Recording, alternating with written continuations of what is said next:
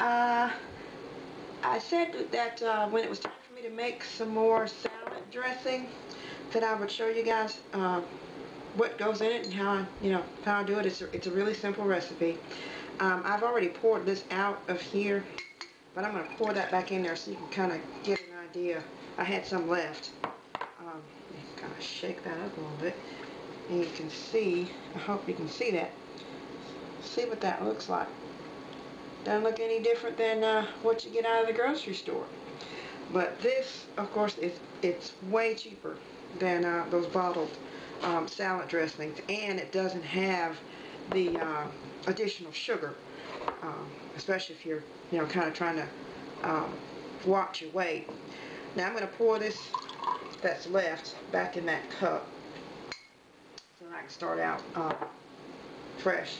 Now, of course, some of this I'm not going to have, here I go again with no measurements, but this is one of those, I don't know if that looks familiar to you all, but this is one of those old, it used to be, and I don't know if they still do that, when you bought the Good Seasons Italian dressing, or the dressing, once you mixed up, they would give you this cruet with it. And I've had this thing for about a good 12 years probably now. So this is what I use to make my salad dressing. So that's where I get my measurements as far as the vinegar and the water. Now the recipe, this recipe is based on the recipe out of Tightwad Gazette for the Italian Vinaigrette.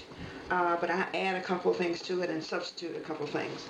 Now they call for red wine vinegar, and I'll post their recipe or actually post what I'm putting in here on the side there. But I use apple cider vinegar, and of course I pour that up to the line. I guess, and I am a really bad person to give you an accurate estimate of measurement, but I would say that might be a quarter of a cup, maybe a little more, a little less. Let me step over here to the sink and add some water.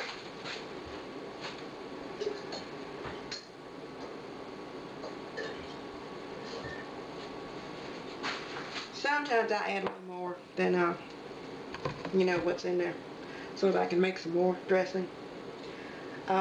Next thing is they call for cloves of garlic. I don't have any fresh garlic, so I use garlic powder. And of course I put everything over here except my spoons. Okay.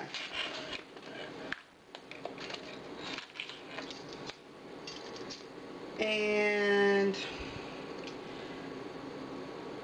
since they call for 2 cloves of garlic, I believe I put 2 tablespoons of garlic powder. 2 teaspoons of garlic powder in there, and I probably put a little more because I like garlic. So this can be done to adjust it to taste. Okay. Now they call for salt.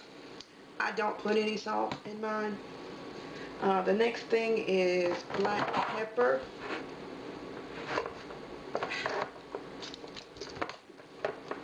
They call for a quarter to a half a teaspoon of black pepper, and I'm probably just gonna, I think I put the, I think I just put a quarter teaspoon in there last couple times I did this. Then again, I'm not even sure if I put black pepper in there last time. Oh well. The next thing is parsley, which I get bulk. And I'll be getting some of that the next time I go to the health food store, because I'm getting low. Now they call for a tablespoon, and I do put a tablespoon in there. I really hope that you all can see this.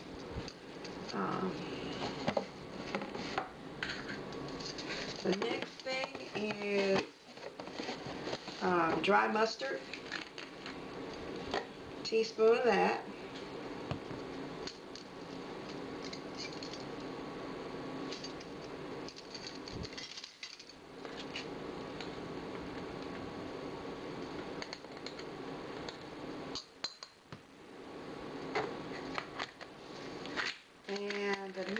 well, no, not the last thing.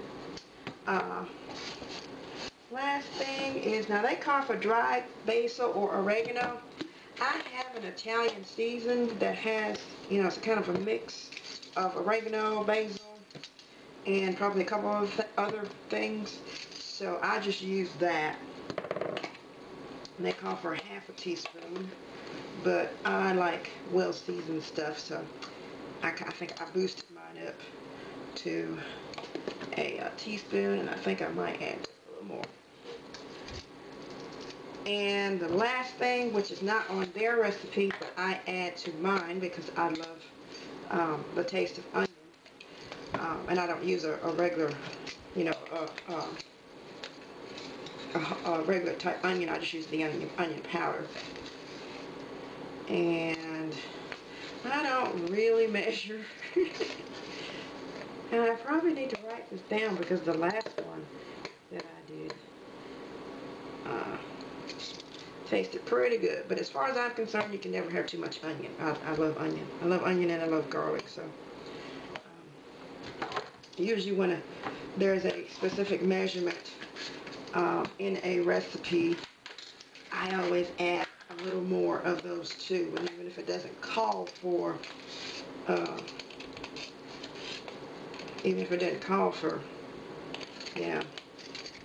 onion powder or onion, I put it in there. Okay, the last thing is, of course, the oil. I like to use extra virgin olive oil. And of course, like I said, I don't have a measurement for this because I kind of got a bit ahead of myself there. Where's my top? You're supposed to mix and shake this. I mix and shake that. Though it probably really wouldn't matter without the oil in there.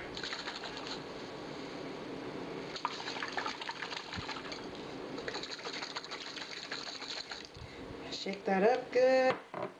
Then I'm going to add my oil and shake that up some more. I'm going to add the oil up to the line. I would guess that's probably a half a cup. The recipe that they have in here is 1.5 cups of oil. So their recipe probably would make more than mine does.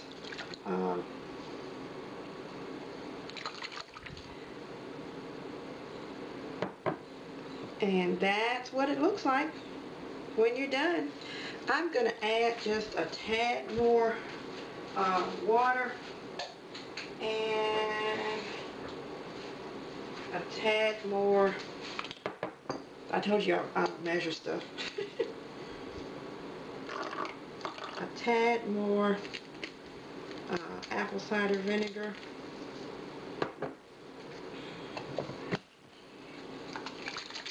And mixed. Shake, shake, shake. Kind of how you can get your little exercise in there. And like I said, that's what it looks like when you're done. It's a good thing to make this before, at least 24 hours before. It tastes much better after it's had time to sit. If you could do it even 2 days before, it gives it time for those the spices to kind of mix up and taste better. So I hope that helped, and I'll talk to you guys later. Bye.